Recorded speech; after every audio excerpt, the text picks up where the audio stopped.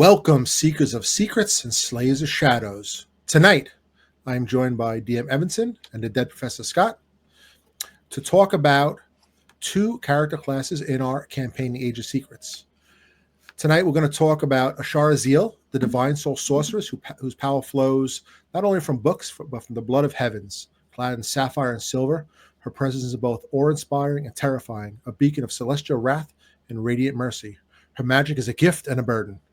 Beside her stands Cassius Zeal, the Twilight Domain Cleric, a towering figure clad in dusk-forged plate, crowned with flickering candles. He is the last prayer at midnight, the quiet voice that banishes fear while the light begins to fade. His flail is his judgment, and his faith is his weapon. Tonight, they are the guardians in the Age of Secrets, champions against the tide of undeath, and they stand at the edge of twilight, where the dead do not rest. So, please introduce yourself, DM Evanson. Hello, thanks for having me. DM Evanson. I am running their Age of Secrets campaign, and happy to be here. And I'm joined by my fellow Dark Alchemist, the dead Professor Scott. Hi, everybody. I am the player who is responsible for Ashara Zeal, and I'm kind of the lore keeper for the group, keeping the record of all our adventures. That's absolutely true. And you do a great job note-taking, keeping track of all loot on Discord and in person. And also recently, before we jump into this, and since you mentioned it, we have a new way to keep track, right? In your awesome Game Room Tavern, we added a microphone. Can you tell us about that? So we hung a mic as a test because we want to start doing some live plays for the channel and some short live plays like encounters. So we were testing it out, and we decided to just record an entire session. And then I found a online service that will take the entire session, condense it down, and basically give you the story of what your last week's adventure was. It's a website called Scribed, and it's done a great job. It takes a 4.5-hour session, picks it apart. If we remember to use our character names, it knows who did what and assigns the right roles to them. It records treasure we find. It records places we go. It records events that happen. And occasionally it records some pretty funny quotes. Also, so, I mean, we are using it to maybe, using future information and kind of making for the podcast. But also, it's just a great way just to keep track of stuff. So if you forget or a player misses a session, you can send them the audio file and they can catch up. And it's in a story format, so it's kind of cool to listen to. Yeah, I've kind of turned it into my character's journal. Yeah, I truly love it for that reason, too. Just sometimes you're like, did I say that? And I can go back now and basically hear the details of, and it does give details. Yeah. So it was very, very useful. I was very impressed at how well it worked. Yeah. We do sometimes go off on side talk, and it managed to get the side talk out. It keep track of like the real talk and the side talk. Yeah, Dungeons & Dragons is about storytelling and adventures. And there are so many stories that have just been lost to the mists of time, literally, right? That you don't even remember. And maybe somebody will mention, you'll be at, having a drink and, oh, do you remember the time this happened? And you're like, oh my God, that was years ago, that adventure. Right? Yeah. Some favorite moments. Yeah. But documented. It's nice to have it documented. Yeah, I recommend it to everybody. So, Professor, you just mentioned that one more time, the name of the program we're using? Just want to make sure I get it absolutely Scribe.ca. Scribequill.com. Oh, okay. I thought it was the Canada one, the CA one. Yeah, no, it's up on the screen now if you want to pop it up for anybody who wants to look at it. So, scribe.quill.com. So we'll put that in the notes. They're not a sponsor for us, but it's just so good that we want to say, hey, maybe check this out for your own games because awesome. I think it's awesome. It's actually awesome. Yeah, cool. All right. So let's get into it. Ashara Zeal. She's a 5th level Divine Soul Sorceress. And Professor, it's your character. So why don't you jump right into it? Give us some of the major stats, some of the skills, your favorite spells, and take us through what you love about the Divine Soul Sorceress. Sure. So she's got again, we roll for stats. I rolled pretty darn well. We've also had a level up in there, which the feat got me another point. and so her stats are, as you see, primarily charisma, which qualifies for a lot. We do first 3 levels of maximum hit points, so hit points on all our characters will seem a little higher than average. She is proficient. So let me interrupt the professor. Sure. So yeah, when we mention stuff, let's just mention it for the podcast too. Like you say, the charisma is high. I can see it up there 20, right? But you know, when you see a number, let's just mention what the actual numbers are, so people kind of know what's going on if they're just listening without the video. Sure. So she's got 46 hit points. Like I said, we only roll after 3rd level, so she's done pretty well there. She is proficient in Arcana, Deception, History, Investigation, Persuasion, and Sleight of Hand, because she has a charlatan background, which kind of just came from her being a rebellious youth. In terms of primary spells, she has focused on very much Sorceress Burst, which is the new cantrip for sorcerers, which has exploding damage dice and a choosable element for damage. So you get to pick what type of damage you're doing when you cast the spell, and any 8s you roll on damage explode into another die of damage. I love exploding so dice. That just got potentially big at 5th level, because now it does 2d8, so you have potential twice to explode. And she took Empower Spell as one of her meta magics, so she can spend a sorcery point after rolling damage and choose to re-roll any damage dice. So if I really need damage, I can fish for 8s. And that's also a big deal on her other favorite spell, which is Chromatic Orb. Again, choose your damage type. Now at 1st level, it's 3d8 damage. And if you cast it using a 2nd level slot or higher, if you get the same number on any of the d8s, it bounces to a new target within 30 feet. So you can chain it. And at this level, I think she can chain it twice. It's almost like a small chain lightning, but it's just an orb. So if you're using a 3rd level slot, which we just got, she'd be doing 5d8, and then if any of those d8s are the same number, it can leap to a new target, make a new damage roll, and it can leap again if you cast it 2nd level or higher. So 2nd level high, you can have 3 leaps, or like more target. Unlimited leaps if you cast it 2nd level or higher. Well, let me ask you a question. Talking about unlimited leaps, you're rolling 5d8 damage. Yes. And any double on 5? Any doubles. So if you roll the same number on 2 or more of the d8s, the orb leaps to a different target of your choice within 30 feet.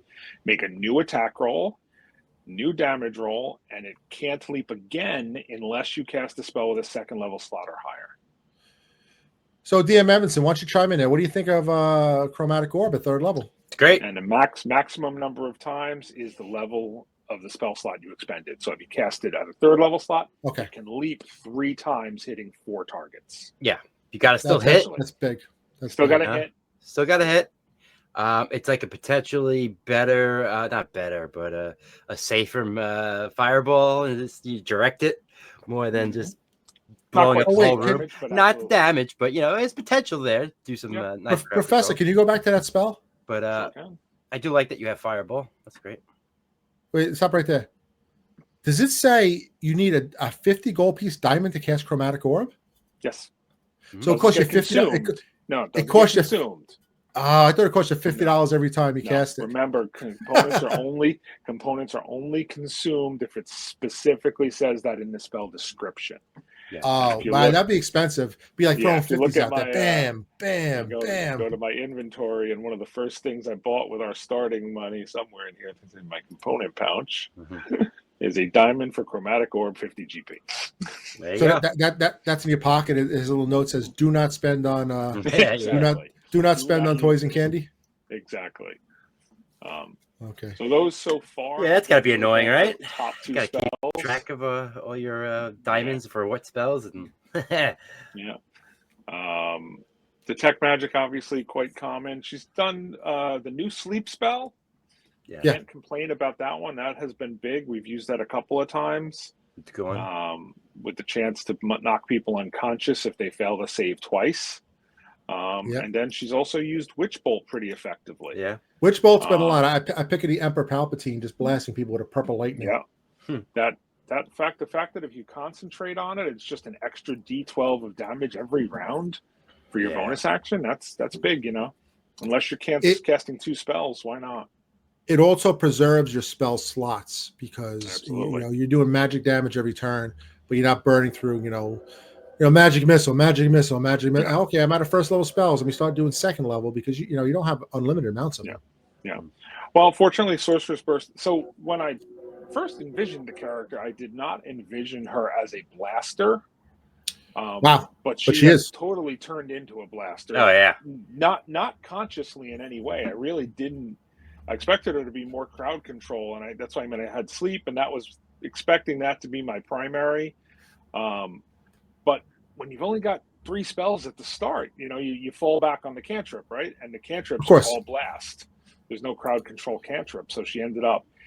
And then the first time I used her, innate sorcery. Yes, innate sorcery. Spell save DCs go up by 1, and you have advantage on all attack rolls. So is that a sorcery point, or that just innate automatic? That is a twice per long rest bonus action. It lasts for 1 minute. That's the one I usually characterize by her like starting like electricity coming off her eyes starting to glow. Yeah. I got you. Filled with the goddess's power. I have heard you say that. Yep. And that's basically an entire combat. Yeah, a minute is an entire combat. So if we get to the big fight, that's pretty much going to be my first bonus action. Because bringing up the spell DCs, especially if there's minions, the sleep DC going up to like 18 at 5th level is pretty good. And the advantage on to hit rolls with that chromatic orb, it's bouncing all over the place. Yeah, I've managed to crit a couple times on that and on Witchfire. I think the only fight I've played recent that I can remember that was more than 10 rounds was Curse of Strahd versus Strahd himself. I had my Minotaur, I had my Cloak of Night I activated. I get 10 rounds out of it. And it's round 8, round 9. I'm like, I'm going to run out of my disadvantage to be hit there. Dave, can you remember any fights that have lasted in your D&D Dungeon Mastering career more than 10 rounds? No. Yeah. Because that could be hours of time. That's a long fight, yeah, usually. Yeah. Especially if there's a lot of variables and changing battlefield or changing positions, and there goes that option, and it could definitely drag. But yeah, not too many. Usually that's higher end or end game or like a big boss fight. Not typically that many. How many rounds do you usually expect something to fight when you're creating an adventure or planning an adventure as a dungeon master? With you guys, either 0 or under 5, I'd say. Usually everything's done within 5 full rounds. And we do have a large group. We usually kind of predict where it's going by that. I think our longest fight in this campaign so far was the Harpies, Dave. Yeah. Because there was just so many obstacles to getting to them, and they were picking us apart. Yeah. And a couple of us were charmed, and it's like, it's your turn. Okay, fail my save. Okay, thank you. So, my turn took 8 seconds. It was the time it took wasn't long, but the time it took to pick up a dice and drop it and be like, yep, I failed again. Yeah. So how about these other sorcerer spells that are not really divine, just the actual meta magic options? So the meta magic option, she chose Subtle Spell, which means for 1 point she can cast without any verbal, somatic, or material components, except the expensive components like the diamond she has to have in hand if she's casting one of those spells. And then Empower Spell, like I said, she can spend 1 sorcery point to reroll up to 5 damage dice. So on Chromatic Orb, if I get a 1, 2, 3, 7, and 8, I might burn a point to re-roll the 1, 2, 3 to see if I can get another 7 or 8 and get it to bounce it up the damage. Yeah. So that's been a nice switch. She is a Divine Soul Sorcerer, so she does, and she is good aligned, so she gets Cure Wounds. I have only used Favored by the Gods once. I really need to use that one more often. Can you read that to us? What's that? Sure. Once per short rest, if you fail a savings throw or miss with an attack roll, you can add 2d4 to the total, changing the outcome. And that's once per short rest. And it's free, no action, no anything. I mean, I would save it for as a saving throw because I always waste mine. Or the critical to hit roll. You know, you need that final hit to save somebody's life or something. Okay. 2d4 to an attack roll. And then she took Ritual Caster to get some additional rituals available to her. She has Sorceress Restoration, so now that at 5th level she can regain 2 sorcery points on a short rest once per long rest. Let's talk about the rituals a minute. Our Dungeon Master Evanson, he has been making this campaign more downtime in between the action and also in between the event points in the adventure, where we have to go. So I've actually taken a lot of rituals too, and I like the fact that I can cast a ritual that might be just something, to keep my character warm, a safe space. We're out in the wilderness, and you can do like the tiny hut. It casts as a ritual or an unseen servant to collect wood. And even though it really doesn't have much effect on the gameplay, I like just my wizard being able to say, I cast unseen servant as a ritual, and he goes collects wood while I have a cup of tea at the camp. I just like the feel of that role playing experience. Like I'm actually out there and I'm a lazy wizard, and I want magic to do the work for me. Yep. I like rituals for the same. You just feel a little more powerful. Otherwise you're very limited to your spell slot. You're like, I don't want to use it for anything. And then you're hoarding it.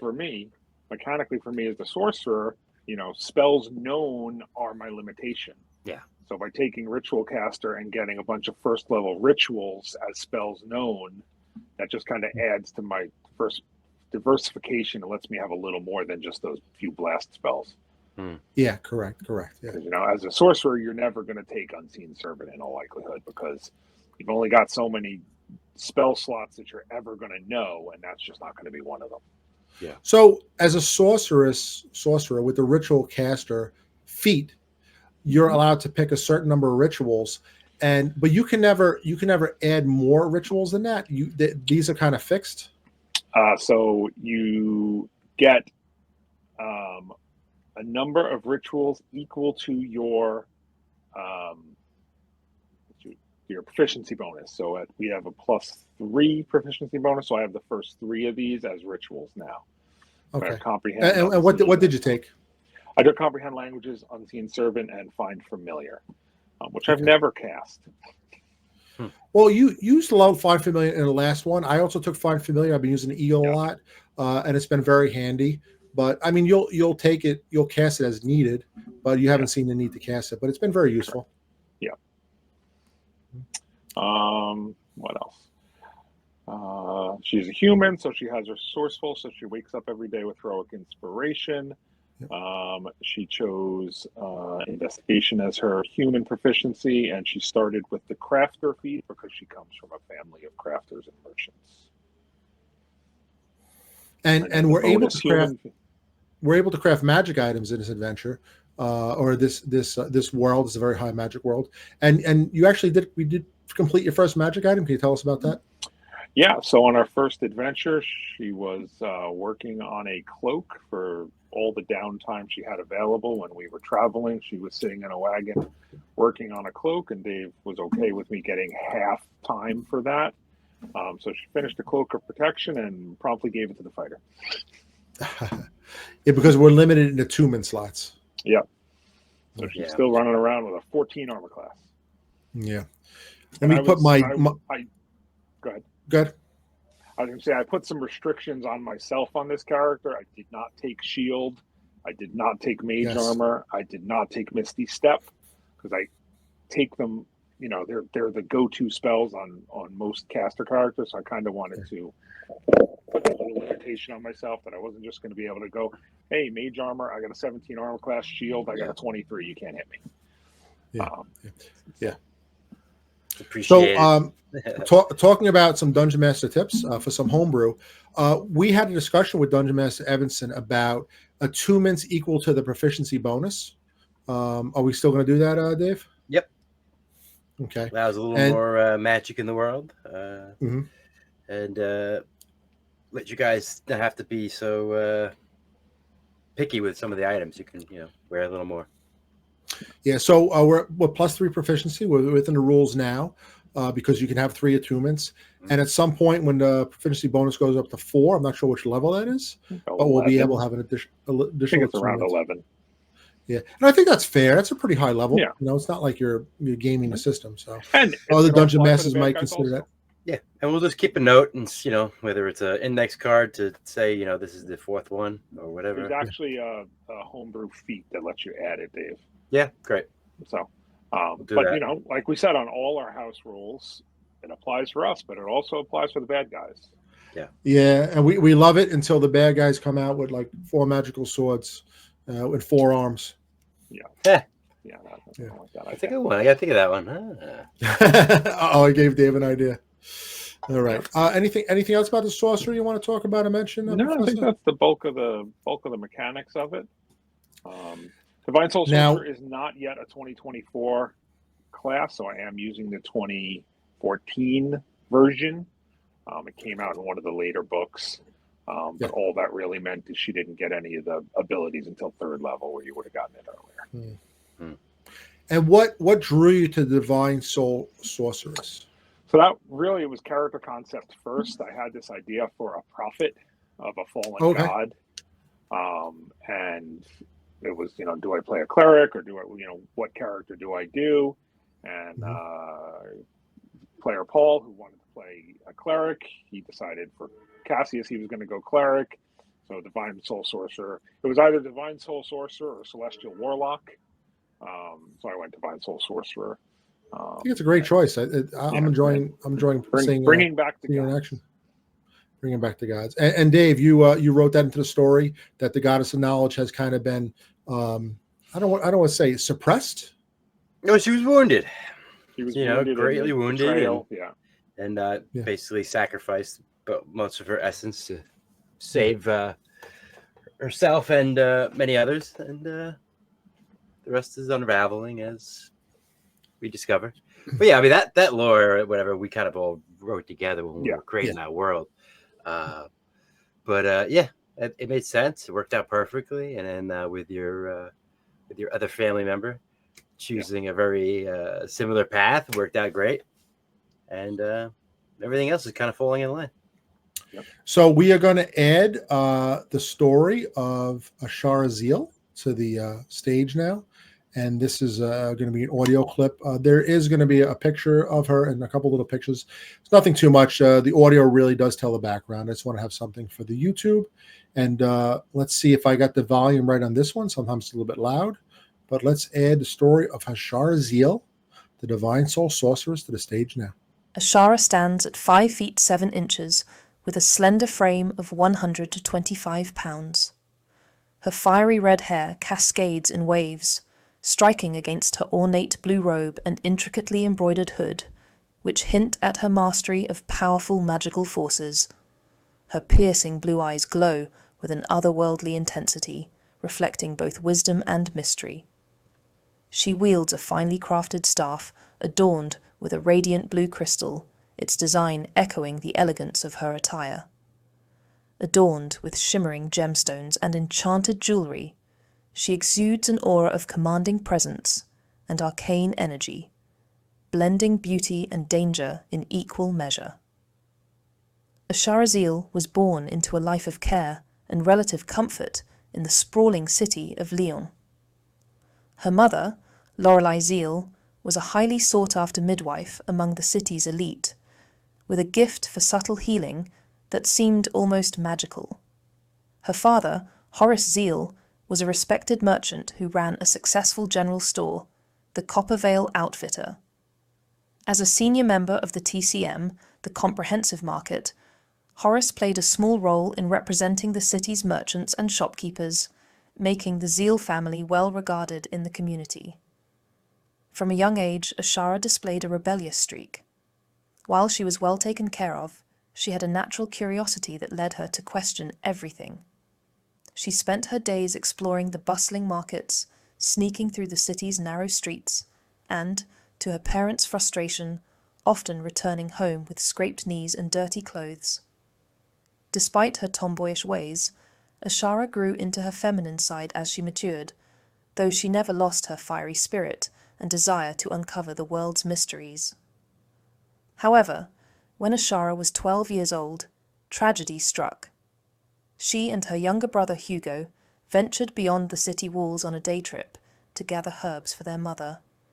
Enjoying a beautiful summer day outside the oppressive heat of the city, their fun was cut short when Hugo was bitten by a snake, and despite Ashara's frantic efforts to save him, he succumbed to the venom. The loss of her brother left Ashara traumatized and gave her a deep phobia of snakes, a fear that now drives her to destroy any she encounters with swift violence. In the years following Hugo's death, Ashara became more introspective, burying herself in both healing lore and the ancient stories of Lion and its forgotten past. Her cousin, Cassius Zeal, the son of her father's older brother, shared her fascination with history.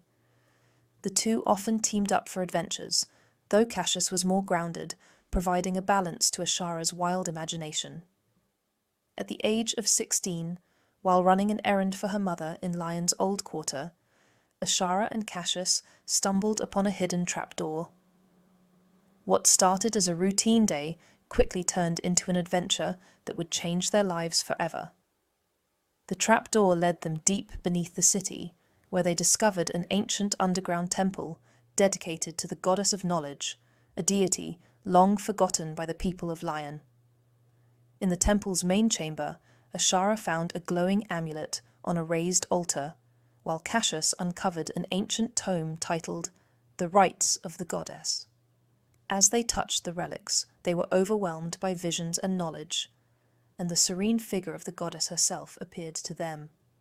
The goddess revealed that the knowledge they had uncovered was crucial to protecting the world from growing darkness, and they had been chosen to safeguard it. In the days that followed, Ashara struggled to retain the vast knowledge granted to her by the amulet. Languages, magical symbols, and forgotten history flooded her mind, but much of it slipped away, leaving only fragments.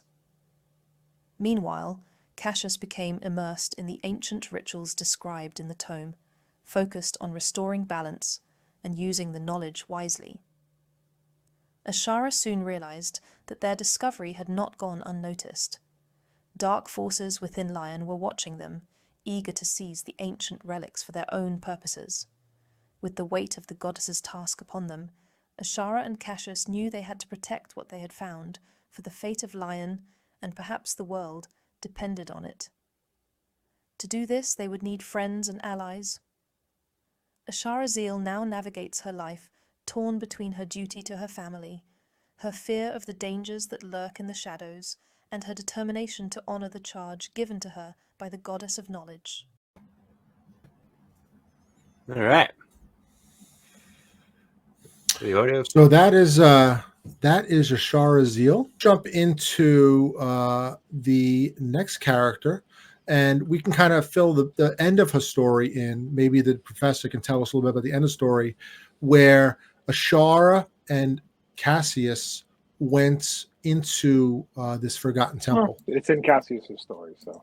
Okay, so let's put Cassius up here to have a little talk about the elucidator. He's Elucidator. Elucidator. Oh, okay. Yeah. You want to be elucidators to be educated? Yes, to inform. So he's a level 5 cleric human of the Twilight Domain. So Twilight Domain Cleric. Yes. So again, 20 wisdom, 17 con are his primary 2 stats there, giving him a nice 56 hit points at this level. He is proficient in Arcana, History, Insight, Intimidation, and Religion. He has Calligrapher's supplies as his tool, which allows him to craft scrolls. Okay. His I want to say that his primary attack spell, I don't know if he has a, I mean, I guess it's been Toll the Dead and Guiding Bolt. Yeah. So he's used both of those primarily. He does cast Aid every day to give a couple of us the bonus temporary hit point. No, not temporary hit points. Raising our maximum hit points every day. So that's a big one. And we talked about that in a previous episode called rest casting, right? Yep. At the end of a long rest, but within that period, he cast it at the end, and that'll give us an 8-hour temporary bonus. Is that right? Yes. Okay. I believe it's 8 hours. I think so. 8 hours, which is most of a day. He's used See Invisibility to good effect. We used a lot of Zone of Truth when we were staffing our Bastion. Yeah. Yeah. Why don't you talk about that for a minute? Dave made a list. Dave, talk about that. You made a list of characters who were being interviewed. Click on Zone of Truth so you can read the spell. But he basically had groups of 4 come in to be interviewed as Bastion guards, and because they were guards, I had them be interviewed for reasons. Though the staff for the basic positions were just like, you got good people, you don't need to worry about trusting them. But they did Zone of Truth. I rolled saves for the ones that they interviewed. And then I answered questions, and they basically, when they didn't like the questions, they said, all right, we don't like this guy, we'll get rid of this guy, or they didn't like the response, or it worked out. And now the counterpoint to that is you can only recruit so many a week. Yeah. And if we didn't like one of the ones we recruited, we were down that many guards. Yeah. So instead of getting the full 8 guards or whatever it was that were available to us in 2 weeks, we got 6. And it opened up some potential other fun stuff down the road of interesting characters you guys have. Yeah, I thought some of the questions were pretty funny. Paul, which is the player who plays Cassius, he's very well spoken, and his questions were really well thought out, even as he's role playing it. How much money would it take to betray us? Would 50 gold do it? Yeah, I wasn't expecting that. And as a dungeon master, he had Dave had to answer the questions, and there was some weird ones, and he was putting people in some different scenarios that even I was kind of shaking my head, and I'm like, oh, I didn't think that. It was almost like the person was being cross-examined, like at a trial or something. Can't imagine why our solicitor would do that. Yeah, that was pretty funny. Yeah. Don't let the attorney have a Zone of Truth spell. He'll get the answer he wants. Yes. He's like, God, I wish I had this spell in real life. Yeah, exactly. Yeah. So he's taken a bunch of spells at 3rd level that obviously we haven't really cast yet because we have not had any combat encounters since then. We did pick up Revivify and a bunch of gems for that. He took Dispel Magic and Aura of Vitality. And then what's the Aura of Vitality? Let's take a look at that one. That sounds interesting. That's a heal all of us. So 30-foot radius from him. And at the start of when he casts, and at the start of each of his turns, he can restore 2d6 hit points to someone in the area of effect. No action required. It's a 30-foot range diameter, right? It's concentration up to 1 minute, 10 rounds. Initial heal is 2d6 hit points. You can use a bonus action to target one creature in the order, including yourself. And then, while it persists, 2d6. So that's almost like having... No bonus action. That's only on the original cast. On the original casting. I believe. But then... See, that's actually a little confusing. That's interesting, because it says it up top, but it doesn't actually say it in the description. It says at the start of your turn, while it persists, you restore 2d6 hit points to one creature. Yeah. So maybe the bonus action is initial and then it's automatic. But that still is 10 rounds. Yeah, that's probably exactly. Rounds, 10 possible rounds of a cure wound spell without burning spell slots. That's nice. Yeah. That's a lot of healing. Yep. Step up the damage. Yeah. So that's his big new spell. He did not take. I guess no. He didn't take an attack spell at 3rd level. He took those. So He'll just upcast lower level spells if he needs an attack spell. Well, I guess he feels we have enough damage dealers. We have a warrior. Yeah. We have a wizard with a lightning bolt now. Very exciting. We have a bard who has I think a magic loot or something like that. So I think there's enough damage output. Absolutely. He picked up an Amulet of Devout, which gives him +1 on attack and DCs. Yeah, +1 spell attack and DCs, and it lets him get a free Channel Divinity once a day, which is a big one.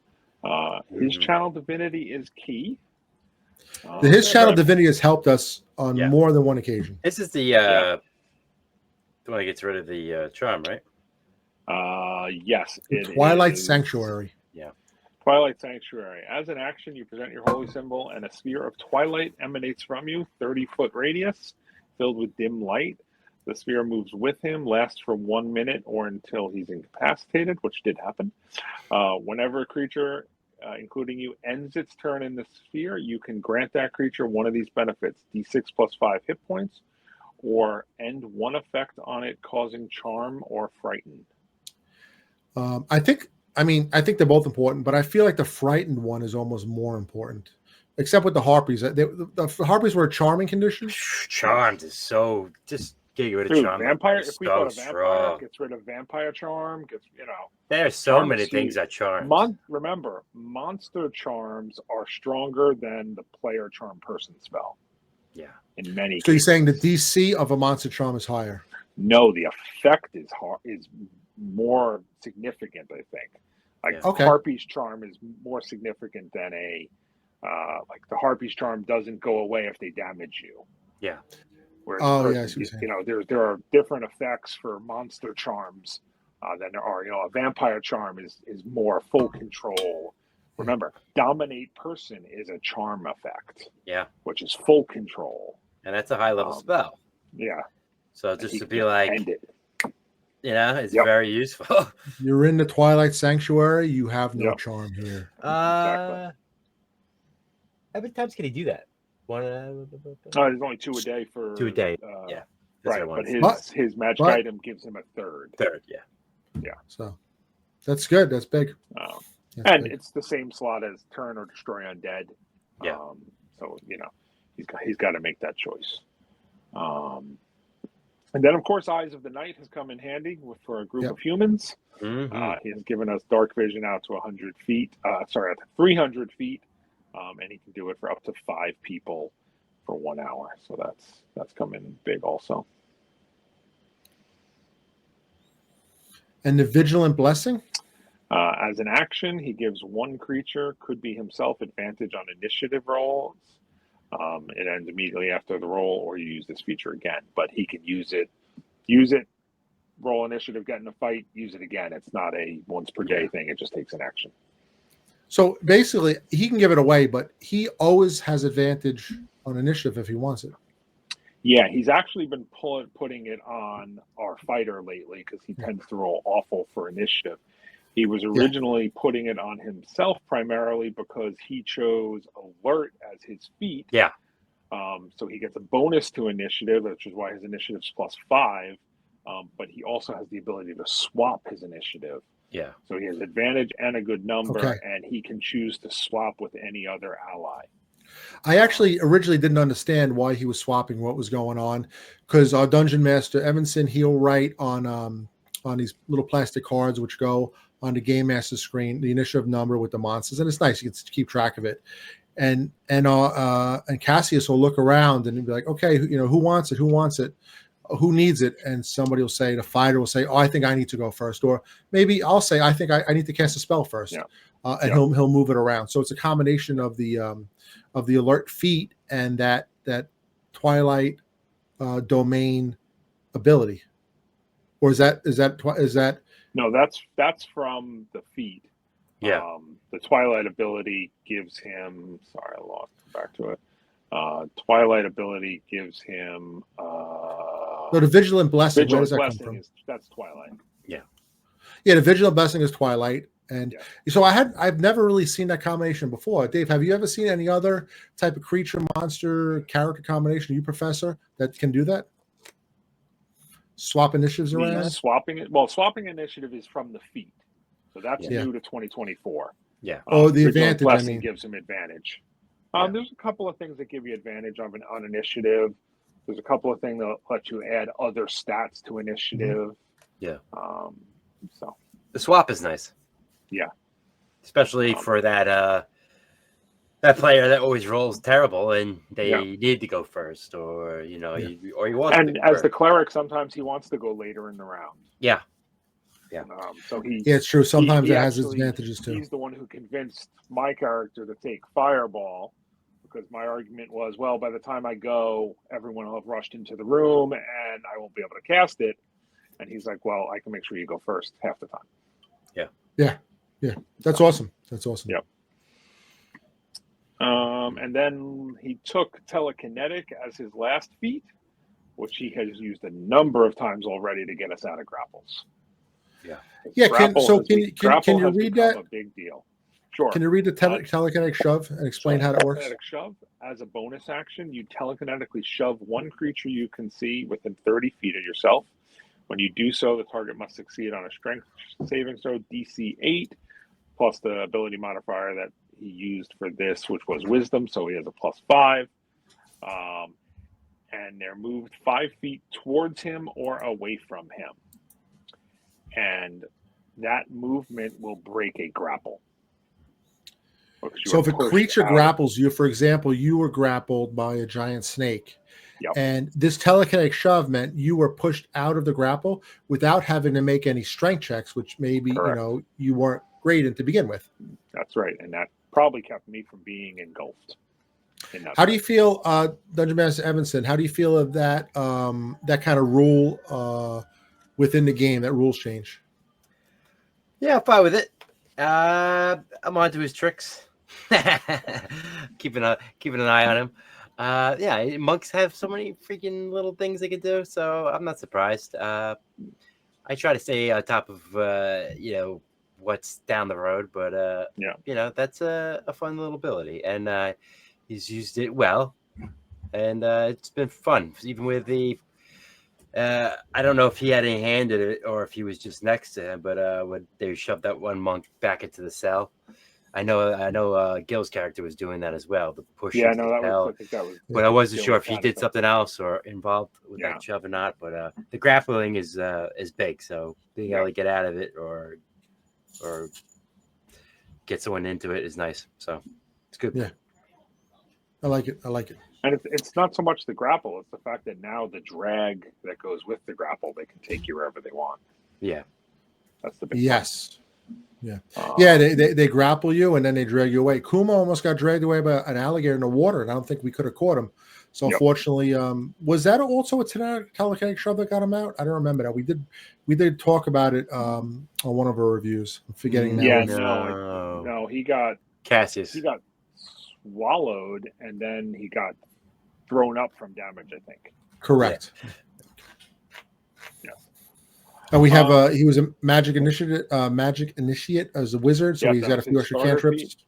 Yeah, and that's flowed into his backstory that he started at the mage college, going to be a mage, and ended up a wizard, ended up a cleric. Oh, he's got shield once a long rest, and he's got a pretty high armor class too. Yeah, indeed. Yeah, and that's pretty much nice. Cassius. Clerics are beefy with their armor. Yeah, it's got 19 AC already. Throw a shield on there. Is it a 24? Yeah, that's nice. So we have a Cassius backstory. I'm not going to remove myself from the stage. I think maybe by doing that to refill my beverage, it might have messed up the last story. What I will do is I'll put Ashara and Cassius story up on YouTube and probably Podbean separately, and people can listen to the backstories. And I'll redo Bertrand, and so each of our characters will have a backstory up there, and I'll make a little separate playlist that people, if they're interested, they can listen to the backstories of each of our characters as we go along. So, all right, so let's hear the story of Cassius. Cassius Zeal stands tall and imposing, his figure cloaked in the trappings of his mystical calling. His attire reflects his role as both a seeker of hidden truths and a protector of ancient wisdom.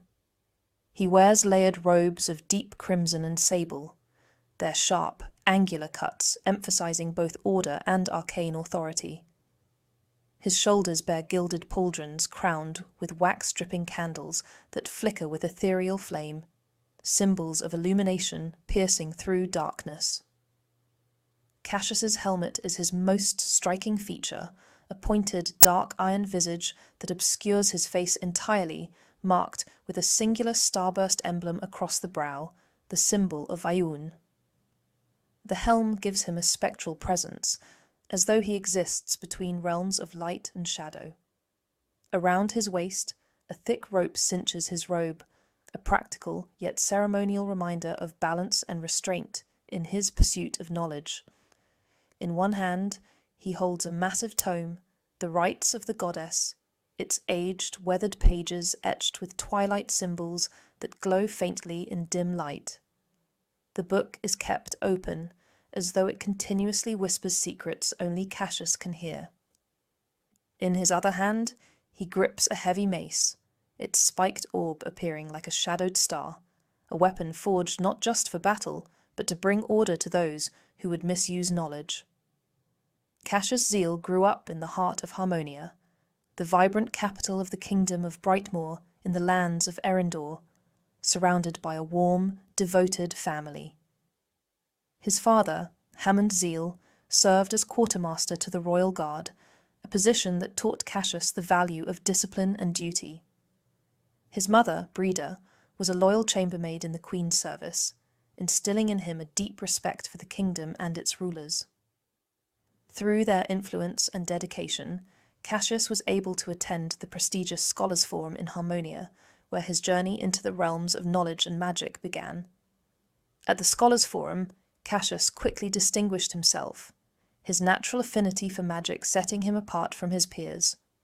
From ages 10 to 14, he honed his intellect as a sage and caught the attention of the Academy's mentors with his knack for uncovering hidden meanings and ancient symbols. His curiosity led him to spend countless hours in the Royal Library, where one fateful twilight he uncovered a hidden carving, only visible as the sun set. The etching revealed cryptic symbols that haunted him, igniting a burning desire to understand the deeper mysteries of the world. Following his apprenticeship, Cassius felt an urge to explore beyond Harmonia, driven by the need to pursue the secrets hinted at in that Twilight revelation. He set his sights on Draconia, known for its ancient ruins and powerful arcane relics. He stopped in Lyon along the way, staying with his uncle Horace Zeal, Aunt Lorelei Zeal, and his adventurous cousin Ashara. Ashara shared Cassius's passion for history, and together they dove into tales of forgotten deities and ancient powers. Cassius became a scribe in Lyon, earning the funds he'd need for his journey, while he and Ashara fueled each other's fascination with hidden lore. It was in Lyon's old quarter, while running an errand for his aunt, that Cassius and Ashara uncovered a hidden trapdoor, leading them into a lost underground temple dedicated to the goddess of knowledge, Yun, who had long been forgotten by the people of Lyon. In the temple's depths, Cassius discovered a tome titled The Rites of the Goddess, a Book of Shadows, and Ashara claimed a luminous amulet from the altar. The relics connected them to Ayun herself, who appeared in a vision, revealing that the knowledge they had uncovered held the key to shielding the world from an approaching darkness.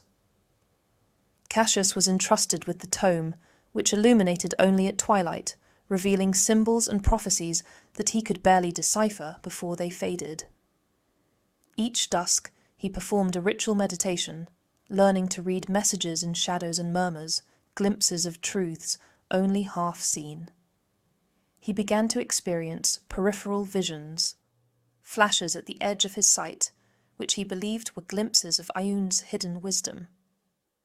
These mysterious visions often guided his decisions, hinting at paths unseen or dangers lurking just beyond sight. The discovery of the temple, however, did not go unnoticed. Dark forces within Lyon had become aware of their find, eager to seize the relics for sinister purposes. Cassius and Ashara now faced a perilous responsibility to protect the knowledge they had been granted. They forged a bond of guardianship, vowing to find allies who would help them shield their findings from those who sought power without understanding its cost. For Cassius, this meant walking a delicate path, balancing light and shadow, seeking truths not always apparent, and understanding that knowledge itself was often veiled, its full truth only visible at the edges, where light and dark embraced. Despite his devotion, Cassius's path strained his relationships. His younger sister, Iris Zeal, who looked up to him, struggled with jealousy and resentment toward his closeness with Ashara. Iris, a novice at Lion's Arcane Conclave Academy, admired their adventures but yearned for her own place in the world, uncertain of her role in the family's web of secrets and magic. Guided by Ayun and his Book of Shadows, the rites of the goddess, Cassius set out to fulfill his destiny, all while protecting his family, maintaining balance between light and shadow, and preparing for the inevitable confrontation with the dark forces seeking the relics. His twilight meditations kept him tethered to his purpose, reminding him that while light reveals, shadows hide secrets essential to the world's balance. Cassius now embarks on his journey as a cleric of knowledge and mystery, striving to reveal hidden truths and protect ancient wisdom, a journey that has only just begun and promises perils he can barely glimpse in the twilight. And we'll do some breaking news while we pull that up. Breaking news.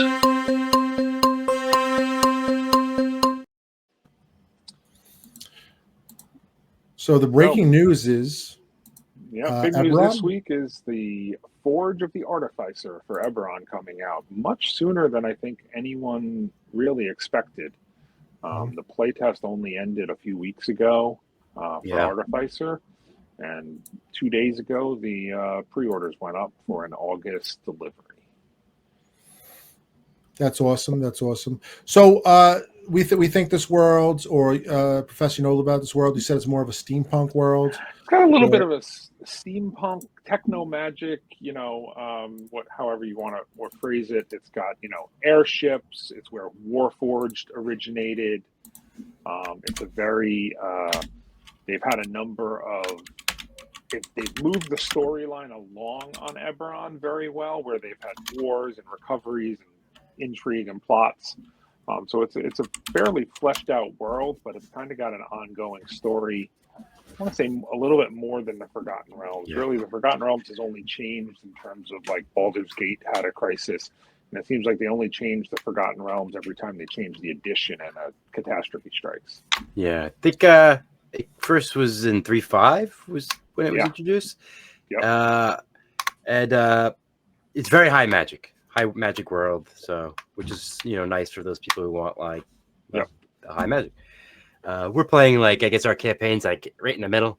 It's not quite Eberron, but it's it's there. Well, they've got the techno magic side. We did not incorporate. So there's other parts of the world we haven't finished yet, so maybe we will. But it's I almost want to say like an Arcane, the TV show. Kind of got that feel to Eberron, where they they incorporate magic and technology into devices. Mm-hmm. And Unearthed Arcana came out with a bunch of new classes, and we're going to do a separate review on that, probably doing the Artificer first after we get through the rest of our Cartographer looks cool. Yeah, the Cartographer got included in here, which again, that was pretty quick. And then the new Unearthed Arcana that came out is the Horror classes. Yeah. So I guess we're going to get Ravenloft themed supplement. We'll have 28 new feats, 17 backgrounds, 5 revived species, new spells, bastions, magic items, 3 distinct gender-based. Sorry, no, I'm reading that wrong. That's for nothing else. And 20 new monsters. So the one that on there intrigues me most of all is the modifications to bastions. So we're doing new parts to bastions. Yeah. One that might be an artificer's workshop or something like that. But I like that. Makes sense that they would add for the new ones. Yeah, high level. I could very much see in Ebron, especially them doing like an airship dock or something like that. Okay, that'd be very cool to see. I hope like so. So Evanson, we are actually starting up a secondary Dungeons & Dragons night, maybe once a month on a Tuesday, and I'm going to be running our world, the world of Erendor, and it's going to take place on Myers End near the swamp, and it is the Silver Fang Society, and they're a group of monster hunters, and they're kind of ragtag. We have all different races in that one. It seems like not many humans. People are all over the place: elf, dwarf, half orc, but the Silver Fang Society is going to start in a bastion, and the professor is actually going to work on a level 13 Fighter's Bastion, which is the Monster Hunter Bastion. And we're going to make some maps for that. And I think we're going to have a night maybe in the tavern where we're going to do a video of what the Bastion looks like and kind of set up. And it's going to be fun because level 13 is the maximum level for a Bastion or a character can have. So it's going to kind of have everything that it should have.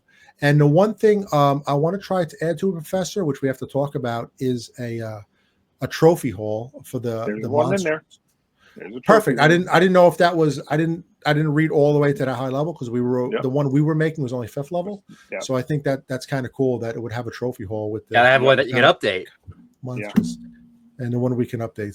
So be on the lookout for that adventure.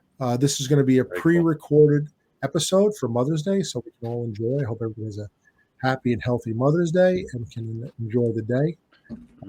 You can find us at our next weekend. I think it's coming up quick, right? It always sneaks up on us. Yeah. CradleCon, May 17th, 18th at the Cradle Aviation Museum in Garden City. It's more of a pop culture, comic convention, gaming convention. It won't be as many games as long on tabletop, but we'll be there. You can find DM Evanson at DM_Evanson on Instagram and all the socials, especially on Twitch. Subscribing is the best way to help us. Subscribe today. We're trying to get to 500. And we'll be on next Sunday for our Sunday talk, doing probably the last 2 characters, the Dragonborn Fighter and the... we'll have to pre-record as well because we'll be at the con. Yes. Okay. Good point. So that'll be pre-recorded also.